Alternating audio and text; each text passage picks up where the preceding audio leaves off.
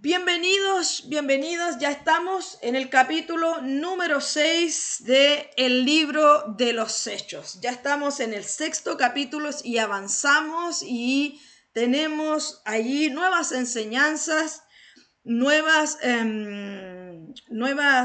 palabra, nuevas direcciones, unas nuevas cosas que vivieron, que fueron pasando esta primera iglesia, los primeros creyentes, y que hoy día, en la actualidad, no dejan de ser. A pesar que la vivieron ellos en ese tiempo, hoy nosotros, tú y yo, seguidores de Cristo, vamos a vivir las mismas cosas. Y todos estos escritos nos sirven para que nosotros podamos tenerlos como dirección, como ejemplo, y la hermosa palabra siempre tiene para enseñarnos en la actualidad, porque ella es viva y eficaz en esos tiempos, en estos tiempos presentes y también en los tiempos futuros, porque su palabra no pasa. Amén. Así que vamos a comenzar a ver lo que vamos a estar pasando, lo que vamos a estar hablando. Yo les voy a compartir también a los que estamos conectados. Voy a compartirles esta enseñanza para que podamos ver, para que ustedes también puedan ver lo que vamos a estar hablando allí. Bueno, el contenido de esta enseñanza lo vamos a dividir en 6.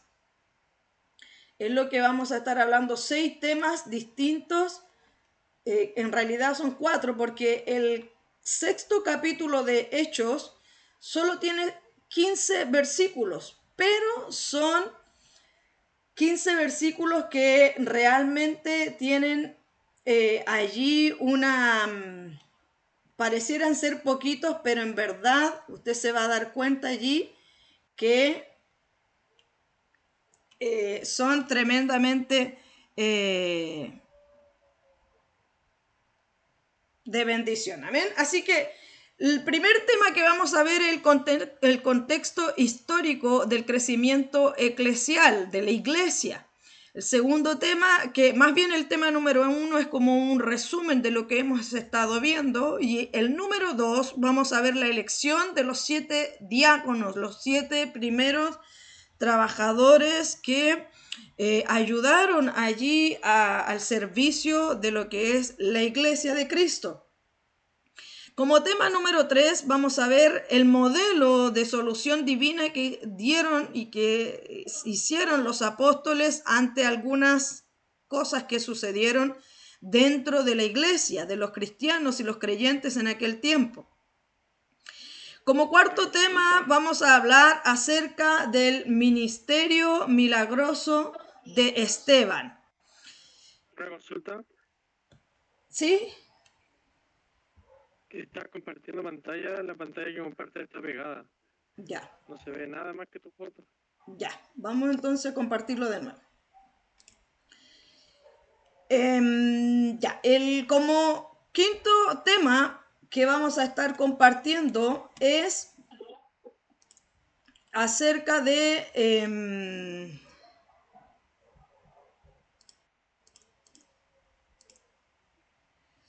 el quinto tema son las falsas acusaciones y testimonios que hicieron en la vida de Esteban. Ya.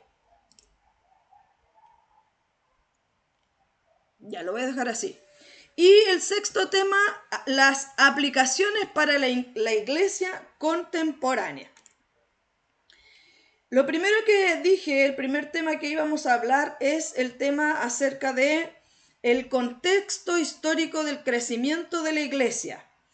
Como pudimos ver en los capítulos 4 y el capítulo 5, la iglesia comenzó a tener diversos ataques, estos ataques externos, ¿verdad? De la oposición que hubieron allí ante algunos grupos religiosos, algunos líderes también de aquel tiempo comenzaron a atacar, a acusar, a amedrentar, comenzaron también a a acusar y a, ¿cómo se llama? Comenzaron ellos a,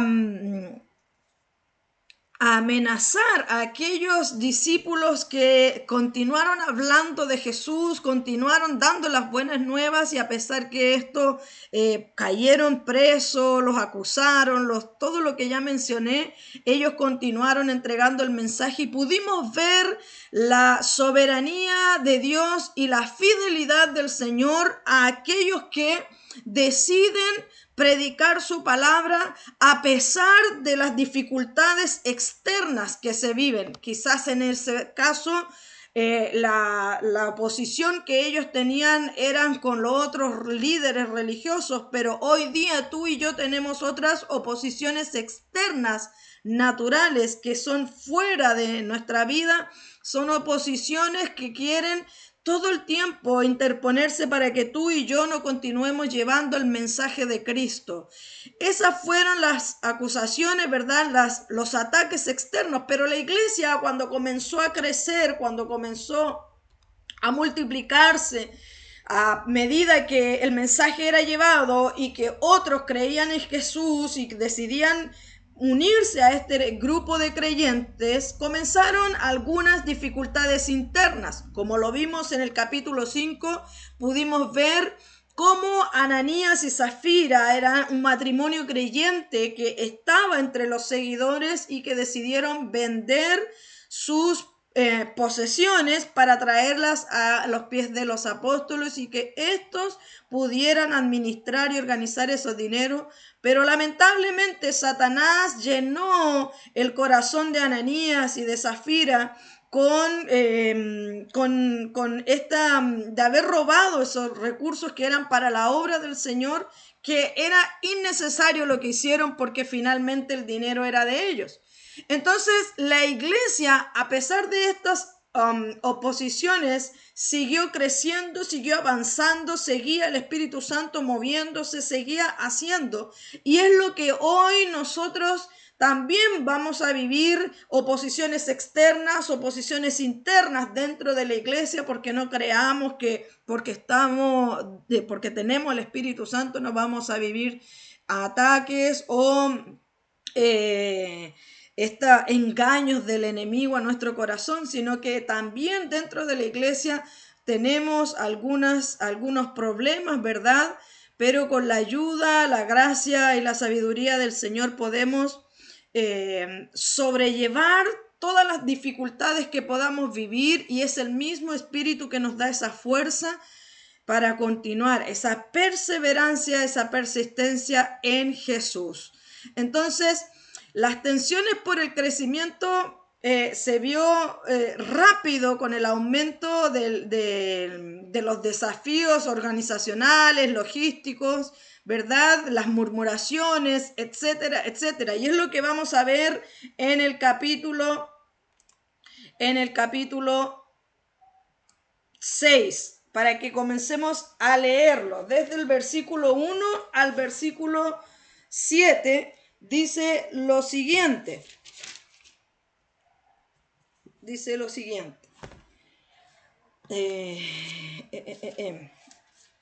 Aquí está, se me había corrido. Dice: en aquellos días, como creciera el número de los discípulos, hubo murmuración de los griegos contra los hebreos, de que las viudas de aquellos eran desatendidas en la distribución diaria. Entonces los 12 convocaron a la multitud de los discípulos y dijeron: no es justo que nosotros dejemos la palabra de Dios para servir a las mesas. Buscad, pues, hermanos, de entre vosotros a 7 varones de buen testimonio, llenos de sabiduría, llenos del Espíritu Santo y de sabiduría, a quienes encarguemos de este trabajo, y nosotros persistiremos en la oración y en el ministerio de la palabra. Agradó la propuesta a toda la multitud y eligieron a Esteban, varón lleno de fe y del Espíritu Santo, a Felipe, a Prócoro, a Nicanor, a Timón, a Pérmenas y a Nicolás, prosélito de Antioquía, a los cuales presentaron ante los apóstoles, quienes orando le impusieron las manos. Y crecía la palabra del Señor, y el número de los discípulos se multiplicaba grandemente en Jerusalén. También muchos de los sacerdotes obedecían a la fe. Lo primero que tenemos aquí en los primeros versículos es un conflicto de murmuración en la iglesia.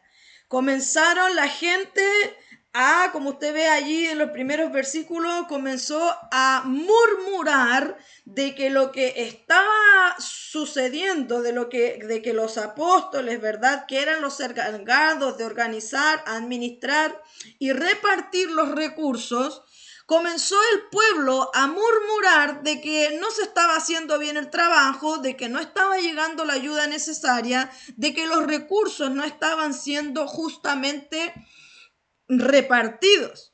Entonces, esta murmuración de los creyentes de habla griega por la desatención a sus viudas en la distribución diaria desató la primera crisis, bueno, yo diría la segunda crisis interna de la iglesia, porque la primera fue, recordemos, Ananías y Zafira, que tuvieron allí problemas con sus recursos. Y nuevamente vemos el segundo problema de murmuración es también a causa de la distribución de los recursos. Entonces, me imagino yo que quizás cuanto más, mire, si usted da rienda suelta a su pensamiento y a su imaginación, y además de lo que el Espíritu Santo vaya guiándole, cuando hablamos de murmuración, esto puede ser tan grande como un pequeño incendio que comienza, así comienza la murmuración. Una pequeña chispa puede dar a cuán grande incendio. ¿Cuántas hectáreas pueden ser quemadas por una sola palabra, por un solo comentario? Podemos ser conscientes de eso, por eso que debemos tener cuidado lo que hablamos, lo que compartimos, lo que comentamos, porque ese pequeño comentario inocente que podamos creer nosotros puede causar tremendas destrucciones. Para la gloria del Señor, en esta ocasión, esta murmuración que se provocó en aquel momento, que llegó a los oídos de los apóstoles, ¿verdad? Dice allí el versículo,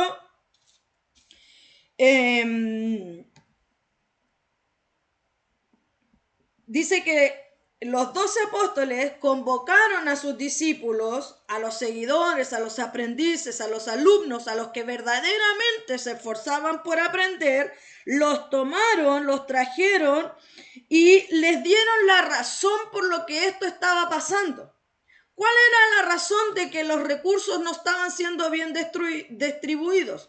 ¿Cuál era la razón por lo que habían algunas viudas que no alcanzaban o no llegaban con toda la distribución? Esto era el exceso de trabajo y de preocupaciones que tenían los apóstoles. Por eso es que los apóstoles les dan la razón y les dicen, no es justo que nosotros dejemos la palabra de Dios, que dejemos de predicar, de anunciar las virtudes, de enseñar la palabra, de enseñar los recursos espirituales, ¿verdad? Las verdades del cielo, del reino de los cielos. No es justo que nosotros tengamos que predicar, enseñar, anunciar y que dejemos todo eso, que es lo importante, es lo vital, es la raíz de todo, que es lo que se les encomendó a ellos, es la labor que ellos debían hacer. No es justo que ellos dejaran todo esto para servir las mesas. Cuando aquí usted ve y lee la palabra para servir las mesas, se está refiriendo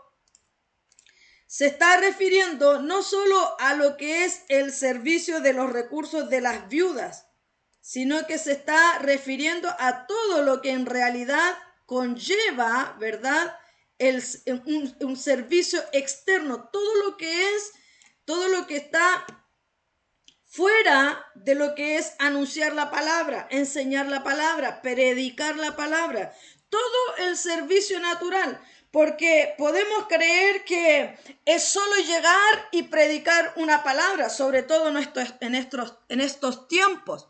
Pero fíjese que no es llegar y dar una enseñanza, no es llegar y predicar una palabra. Eso conlleva tiempo, al menos en este tiempo, preparar un mensaje, orar por dirección del Señor, buscar la santidad de Cristo para que su presencia, ¿verdad?, pueda ser también transmitido conjunto con la palabra. Entonces, si nos vamos a ese tiempo, los 12 apóstoles, al menos la mayoría de ellos no tenía familia. Sí habían casado, habían algunos que eran casados y tenían su matrimonio, pero en aquel tiempo la mayoría de ellos no tenía hijos, no tenía casa.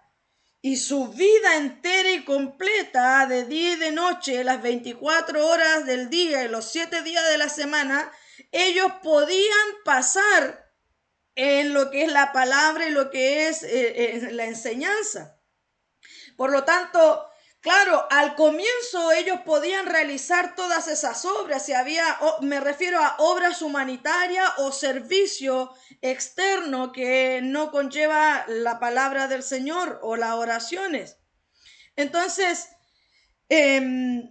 cuando la iglesia comenzó a crecer y comenzaron estas murmuraciones, porque claro, como ya era más gente, había más gente que servir. Y por ejemplo, si había que hacer la comida para 100 personas, para 50 personas, quizás entre los 12 podrían administrar este servicio, preparar la comida o ver cuántas personas, todo lo que conlleva al preparar quizás un alimento de los 3 días, de los 3 o 4 alimentos en el día, que no es solo para los que sabemos cocinar, no es solo preparar una comida, sino que saber el presupuesto, comprar los alimentos, las cosas que se requieren para colocar los alimentos, mesas y quizás cuantas otras cosas más en lo que aquel tiempo vivieron, hoy también lo vivimos. Entonces, cuando vemos esta enseñanza en aquel tiempo, es también para este tiempo. Lamentablemente, en este tiempo se critica mucho, ¿verdad?, la labor que si del pastor, que si tiene que recibir o no los diezmos, que si tiene o no la ofrenda, o cualquiera quiere predicar una palabra, pero fíjese que todo eso conlleva de tiempo, de esfuerzo, de dedicación, de administración. Entonces, esto era lo que estaba pasando. Comenzó a crecer el número de los creyentes y así como se multiplicó el número de creyentes, también se multiplica el trabajo, también se multiplica todo lo que conlleva, ¿verdad? Entonces, los apóstoles estaban teniendo aún mayor labor en la que pudieron, en la que lamentablemente tuvieron que, pasó esta situación de lo que eran las viudas. Entonces le dijeron, no es justo que nosotros dejemos la palabra de Dios para servir las mesas. Entonces busquen entre ustedes 7 varones de buen testimonio. Miren qué importante. Porque en este momento no fue el Espíritu Santo quien eligió a las personas para servir, sino que me refiero, no fue como en otras ocasiones que fue el Espíritu Santo que habló quién sí y quién no, sino que en este tiempo los apóstoles le dijeron al pueblo y le dieron la responsabilidad al pueblo de que ellos eligieran a los varones que iban a servir y que iban a tener esta labor, que ellos los escogieran a las personas de buen testimonio, ¿verdad? Dice allí, ¿qué quiere decir buen testimonio? Quiere decir que la gente no tiene nada en contra tuyo, de que tú eres una persona ejemplar para tus otros hermanos de la congregación, de que tú eres una persona responsable y que las otras personas, los miembros de la iglesia, el pueblo de Cristo, confía en que tú vas a poder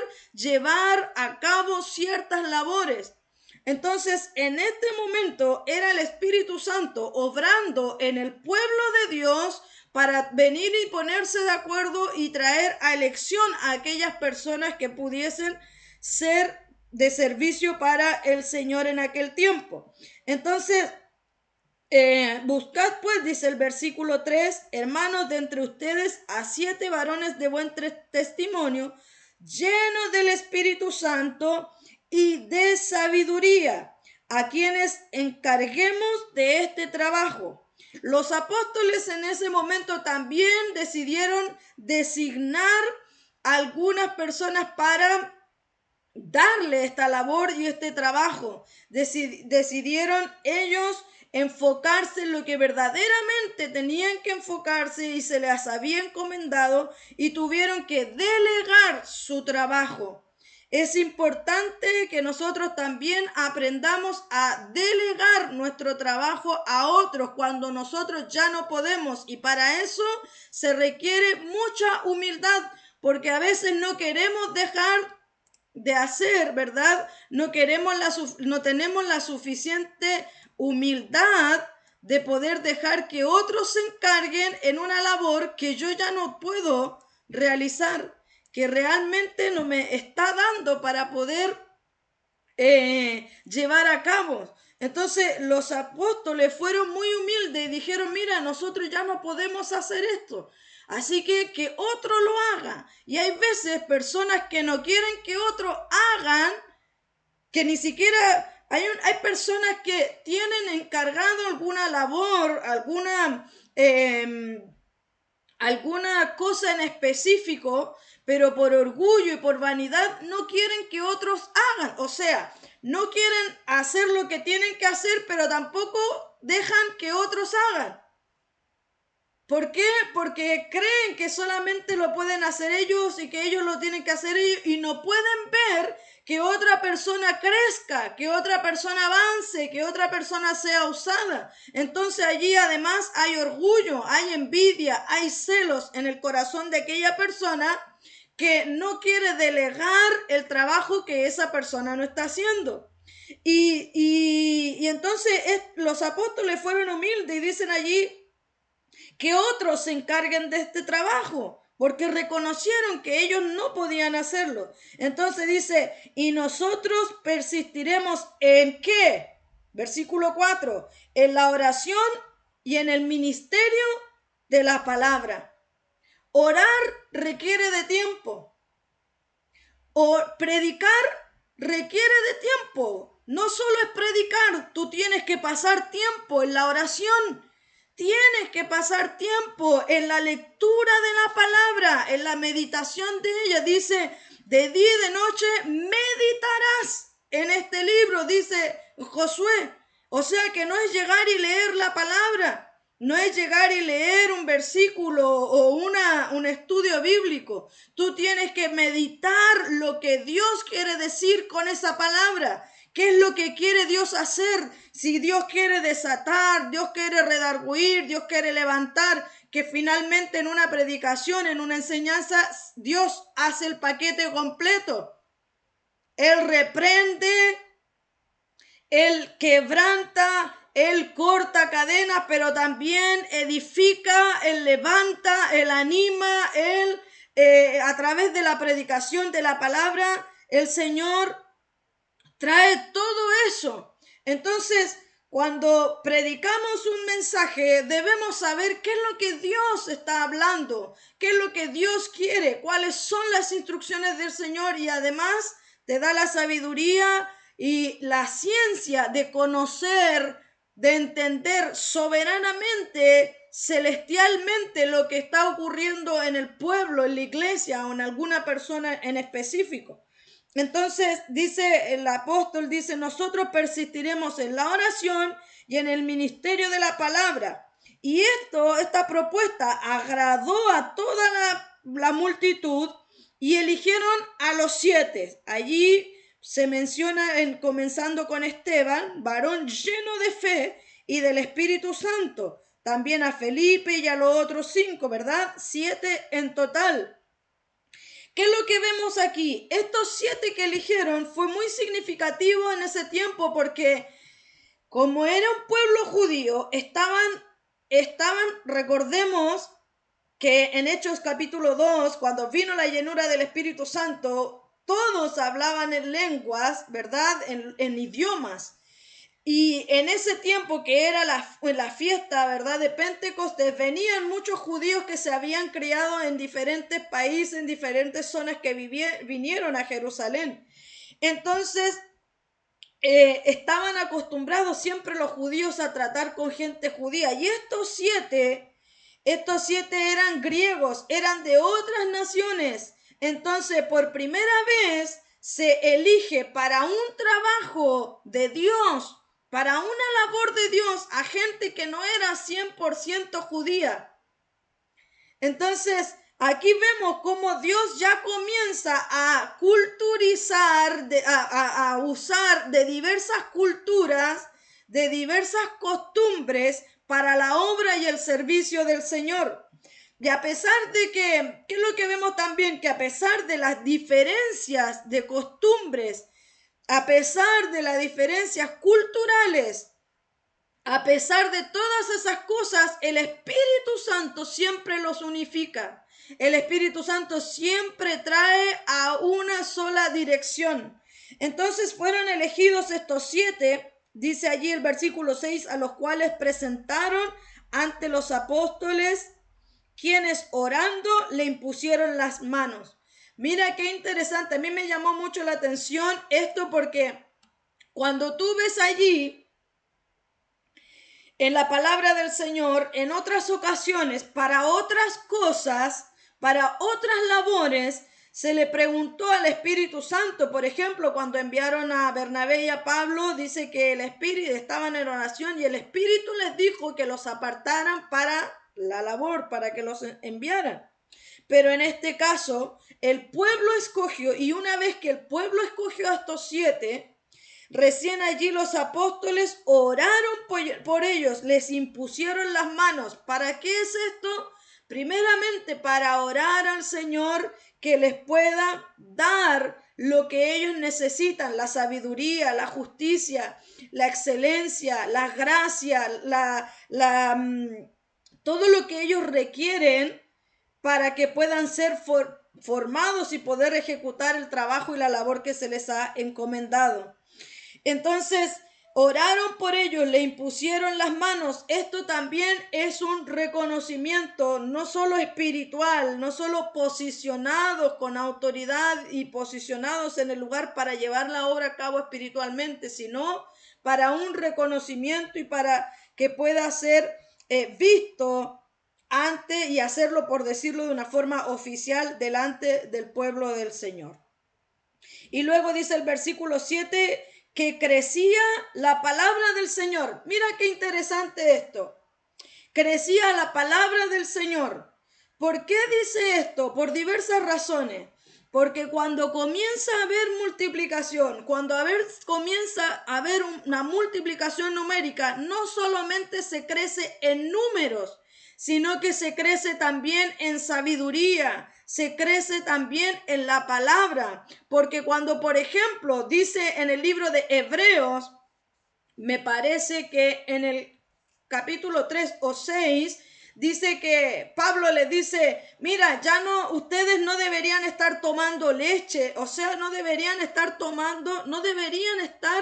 todavía hablando de las primeras cosas. Menciona allí Pablo acerca de lo que es, las primeras cosas son las primeras enseñanzas de los cristianos. ¿Cuáles son las primeras enseñanzas de un cristiano? Cuando tú recién te conviertes, cuando tú recién comienzas a creer en el Señor y comienzas las primeras veces que tú vienes al Señor, las primeras enseñanzas son, primero, el aprender a confiar en Dios. Segundo, el bautismo del Espíritu Santo. Allí lo dice, Hebreos capítulo 6, versículo del 1 al 3, para que puedas anotar. Dice allí que las primeras enseñanzas son confiar en Dios, bautizarse en las aguas, recibir al Espíritu Santo de diversas formas. la resurrección de los muertos y el juicio final. Estas son las enseñanzas básicas, las primeras enseñanzas que tú tienes que aprender y las primeras enseñanzas que tú tienes que aprender a enseñar. Si tú ya viviste estas cosas como cristiano, tú tienes que aprender a enseñar estas 5 doctrinas, estas 5 enseñanzas. Tiene que ser fácil para ti poder enseñarlas. Y luego dice que en Hebreos 5:12 dice que esto es para cristianos aún no muy maduros y a los que la palabra, lo que Pablo allí le menciona, la leche espiritual. Entonces, cuando habla Hechos capítulo 6, versículo 7, de que la palabra crecía del Señor, quiere decir que hay enseñanzas más profundas, que hay enseñanzas más contundentes que son para cristianos, como dice la palabra, que ya tienen sus sentidos ejercitados. Entonces, así como crecemos numéricamente, así como crecemos nuestros recursos, nos multiplicamos en todo lo natural, también nos multiplicamos en lo espiritual, como dije recién, en sabiduría, en conocimiento, en revelación, en todo lo que es la palabra del Señor, porque Dios ya ve que tú sabes y conoces, experimentaste, no solo un conocimiento mental, sino que experimentaste todo lo que las primeras enseñanzas. Entonces Dios ve y dice, ahora Él puede recibir enseñanza más profunda, o ahora puede enseñar enseñanzas, valga la redundancia, más profundas. Y ahí es cuando la palabra del Señor crece y dice el versículo 7, y el número de los discípulos se multiplicaba grandemente en Jerusalén. También muchos de los sacerdotes obedecían en la fe. Con tan solo 7 versículos tenemos tremendas enseñanzas. Vemos allí primero la prioridad apostólica, la prioridad de los ministros, la prioridad de los 5 ministerios. Ellos delegaron la administración a 7 varones que tenían sabiduría para que ellos pudieran persistir en la oración y en el ministerio de la palabra. Además vimos también en estos 7 versículos la imposición de manos, que fue el reconocimiento público y la bendición divina que se les impartió a los siete que escogieron. Fíjese también en esto, a esos 7 primeros no se les llamó diáconos, porque diáconos es una palabra, un significativo, por ejemplo, igual como la palabra Biblia, que es conjunto de libros. Pero a estos servidores no se les llamó diáconos en específico en esta parte de la Biblia. También vemos cómo la unidad multicultural acerca de la elección con estos hombres que eran griegos y derribó la primera barrera cultural, formando la unidad en la iglesia a través del Espíritu Santo. Vamos entonces ahora a leer desde el versículo 8 al versículo 10. Hechos, capítulo 6, versículo 8 al 10. Dice, y Esteban, que recordemos los primeros versículos, había sido apartado para el servicio de las mesas, para la administración de los recursos, para el trabajo y el servicio natural. Esteban, lleno de gracia y de poder, hacía grandes prodigios y señales entre el pueblo. Entonces se levantaron unos de la sinagoga llamada de los libertos y de los Cirene, de Alejandría, de Cilicia y de Asia, disputando con Esteban, pero no podían resistir a la sabiduría y al espíritu con que hablaba. Miren que estos 3 versículos. Aquí habla, en los primeros versículos, habla de que Esteban fue apartado para el trabajo natural de la obra. Pero aquí vemos como Esteban en específico no solo tenía la capacidad y la sabiduría del cielo para organizar y administrar y hacer algunos trabajos naturales, sino que además tenía allí, dice, la gracia y el poder de Dios. Y él hacía grandes prodigios. Esteban fue el que menciona la palabra, el primero, fuera de los 12 apóstoles, fue el primer varón, la primera persona que se habla que no tenía el nombre de apóstol, el cual se hacían milagros y señales a través de la vida de este varón. Una persona, trayéndolo en la actualidad, que lava baños en la iglesia, barre el templo, limpia las mesas, las sillas, organiza la comida, lo que se le va a dar al pueblo, lo que se va a hacer, lo que se va a adornar, etc. También puede tener la gracia y el poder del Señor, no solo para lo natural, sino también para ir y predicar la palabra con milagros y señales. Pero hay algunos que se limitan tanto de un lado como del otro. No, yo solo soy el que limpio la silla, así que yo no puedo, no, a mí no me va a resultar el hacer un milagro. Error, estás equivocado. O el otro extremo, no, yo solo hago milagros y señales, así que yo no puedo estar metiendo la mano al baño. Y porque se creen muy espirituales, muy sobrenaturales, no pueden tomar una escoba y barrer. Entonces allí y en todas las cosas debe haber un equilibrio. Este varón, Esteban, podía tener la capacidad tanto para organizar al pueblo del Señor, las labores naturales, pero también podía ejercer las labores espirituales y sobrenaturales. Entonces, como ya lo hemos visto en los capítulos anteriores, hemos visto que cuando tú te levantas para predicar y anunciar las virtudes del que te llamó de las tinieblas, de predicar y anunciar y hacer milagros y hacer prodigios y manifestar el poder y la gracia del Señor, cuando tú te levantas para hacer la voluntad, para ser un instrumento del Señor, automáticamente comienzas a tener oposición externa, oposición de otros. Se levantan los envidiosos, se levantan los acusadores, se levantan aquellos que te critican, aquellas mentiras, toda clase de mal mintiendo, dice la palabra. Y así fue como también le pasó a Esteban en estos versículos.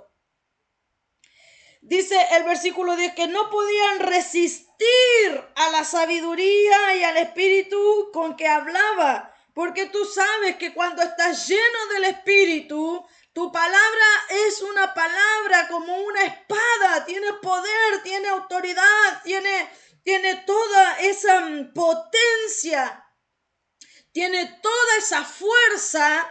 Pero esa fuerza no porque gritas, no esa fuerza porque pronuncias bien, no esa fuerza o esa autoridad porque la digas con certeza, sino porque es una palabra que es del Espíritu Santo a través de tu vida. Es el Espíritu de Dios que lanza esas palabras elocuentes, te da gracia, te da poder, te da autoridad. Y dice la palabra que es como una espada y que atraviesa hasta lo más profundo del ser humano. Entonces, vemos el poder milagroso con que Esteban hacía milagros y señales en estos versículos. Vemos la oposición que proviene de las tinieblas a través de las personas que se van a hacer tu oposición porque no van a resistir la forma en que Dios te hace hablar. Algunas personas dicen, yo nunca me recuerdo los versículos. Pastora, yo tengo mala memoria. Pastora, yo no entiendo mucho la Biblia. Pastora, a mí me cuesta leer la Biblia. A mí me da sueño. No la comprendo bien. Pero ¿sabes? Cuando el Espíritu Santo quiere usarte, Él te da elocuencia, Él te trae los versículos, Él te los recuerda y comienza a fluir, dice la palabra, como un río desde tu interior. Y hay personas que no lo resisten, hay personas que van a sentir envidia, hay personas que no le va a parecer. Porque todo aquello no proviene de nosotros, sino que proviene del cielo, del Espíritu Santo, que nos usa como sus instrumentos. Amén. Vamos entonces a los versículos del 11 al 15 para que podamos ver todo lo que vivió allí este discípulo, el primer mártir de la iglesia. Dice el versículo 11. Entonces, dice, sobornaron a unos para que dijesen que le habían oído hablar palabras blasfemas contra Moisés y contra Dios. Y soliviantaron al pueblo, a los ancianos y a los escribas, y arremetiendo, les arrebataron y le trajeron al concilio. Y pusieron testigos falsos que decían, este hombre no cesa de hablar palabras blasfemas contra este lugar santo y contra la ley. Pues le hemos oído decir que ese Jesús de Nazaret destruirá este lugar y cambiará las costumbres que nos dio Moisés. Entonces todos los que estaban sentados en el concilio, al fijar los ojos en él, vieron su rostro como el rostro de un ángel. Mire qué gran poder tenía Esteban. A tal nivel era su unción, a tal nivel era la gloria de Dios en este varón, que dice que lo veían, su cara era no una cara natural, no una cara de cualquier persona, sino que era una cara como de angelical. Su semblante, el semblante de Esteban se veía como el rostro de un ángel. Y la gloria de Dios era visible a través de él. Se recuerda cuando Moisés venía de orar, ¿verdad? Venía del monte. Dice que era tanto el resplandor en la cara de Moisés que el pueblo no podía mirarlo, no lo podía mirar a la cara. Porque eso sucede cuando la gloria de Dios puede ser manifestada aún en tu rostro, en tu cara. Y este es un brillo que reflejaba la fidelidad y la unción del Espíritu en la vida de Esteban. Y como dije, como hemos visto también en los capítulos anteriores, ¿verdad? Hemos visto cómo se levanta, cómo hay acusaciones, cómo hay tergiversaciones, distorsiones de lo que tú estás hablando, de lo que tú dices, ¿sabes? A veces tú puedes predicarle a alguien, a veces tú puedes ministrar a alguien, pero ¿sabes? La persona, si no está con un corazón correcto, va a tergiversar, va a distorsionar todo lo que tú le estás diciendo. Todo lo que tú le dices, que lo dices para bien, que lo dices para ministrarle, para levantarle, para edificarle, todo lo que tú le dices de parte del Señor, cuando la persona tiene un corazón incorrecto, su mente está entenebrecida, va a distorsionar todo lo que tú digas. Y van a venir los ataques, van a blasfemar contra ti. Era tanta la envidia que ellos tenían. Estaban desesperados por destruir y callar a Esteban y a todos los que se levantaran a mencionar y hablar lo que Jesús decía y las enseñanzas de Jesús, que tuvieron que darle dinero a otros, tuvieron que pagar para que hubiera más gente en oposición. A ese nivel de maldad podemos llegar incluso el día de hoy. A ese nivel de maldad en la actualidad también se vive, también se sucede. No es que esto pasó solamente en aquel tiempo. Hoy también se viven estas horripilantes cosas que pueden venir en contra de tu vida y de la mía. Pero cuando estamos llenos de la gracia del Señor, cuando nos buscamos el rostro de Jesús, cuando nos mantenemos fiel a Él, cuando nos llenamos de su presencia, ¿sabe? No va a haber quien pueda destruirte. Vas a poder soportar las aflicciones externas. Vas a poder vivir todo lo que se vive, lo que se diga de ti, para que la gloria del Señor pueda ser manifestada en tu vida y en la mía. Así que qué hermoso capítulo, qué hermosas enseñanzas podemos encontrar en este sexto capítulo que tiene pocos versículos, pero es demasiado profundo, porque como siempre digo, con un solo versículo podemos extraer una cantidad de enseñanza, una cantidad de directrices que solo las encontramos en la palabra del Señor con la guianza del Espíritu Santo. Amén. Así que el Señor te bendiga, el Señor te dé la sabiduría, todo lo que necesitas y requieres también para llevar el trabajo y la misión que el Señor te ha encomendado. Así que Dios te bendiga grandemente.